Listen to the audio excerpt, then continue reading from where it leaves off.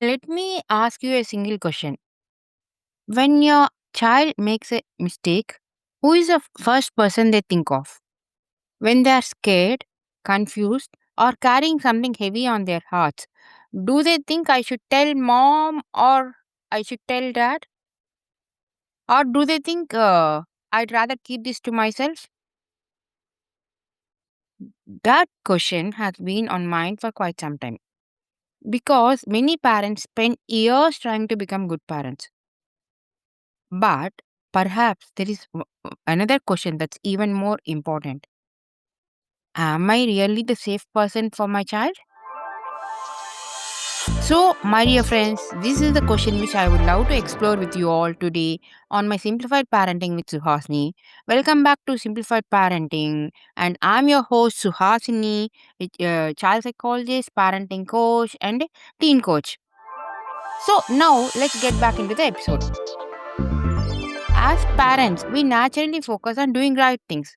We work hard, we provide opportunities for our kids, we encourage good values, we correct their mistakes, we protect them, and all this really matters. But honestly, our children experience parenting differently. They don't know our intentions, they cannot even experience them, but they experience only our responses. Think about for a moment. We remember the effort we put in. Children remember how they felt when they are with us.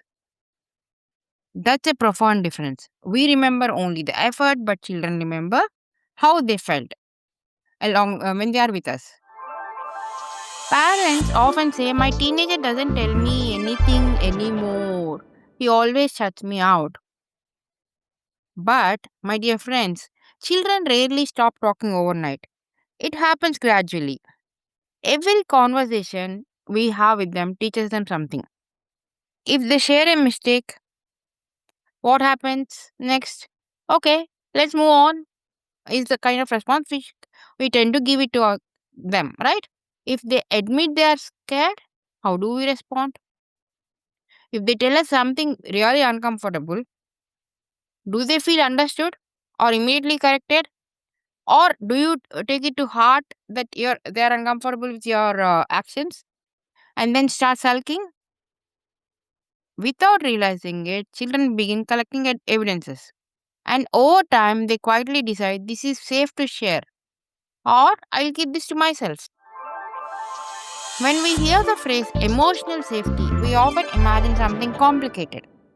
It is not actually very complicated. It simply means I can be honest without being afraid. Not because there won't be any consequences, but because there won't be any humiliation. Not because my parent agrees with me for everything I do, but because I know they'll first try to understand me before judging me.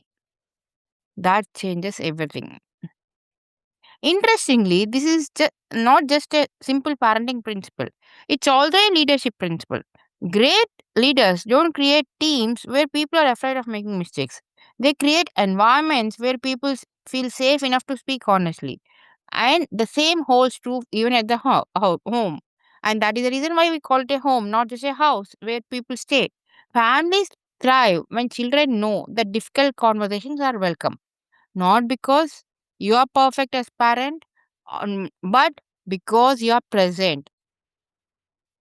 So this week I'd like you to invite you to try one small simple experiment. Next time when your child begins to have a difficult conversation with you, resist the urge to solve the problem immediately. Instead, be curious. Ask them to tell you more about the situation. Ask them relevant questions like what happened next? How did that make you feel? What is there anything that I can do? Try to understand their feelings and their emotions. Sometimes our children don't need immediate solutions. All they need is to know that someone is willing to sit with them in their emotions. Let me leave you with one final thought. The children may not remember every lesson we taught or the every gift that we gave it to them. They may not even remember every sacrifice we made for them or the every vacation that we took them. But they are remarkably good at remembering one thing: how they felt in our presence. So perhaps the goal of parenting is not to become perfect. Perhaps the goal is to become the person our children instinctively turn to when life becomes difficult. Because every child deserves at least one person who feels emotionally safe for them. Maybe that person can be us. Thank you so much for listening. If this episode resonated with you, I you love it if you share it with another parent who might need this reminder today. Until next time, keep simplifying parenting with one conversation at a time. Take care.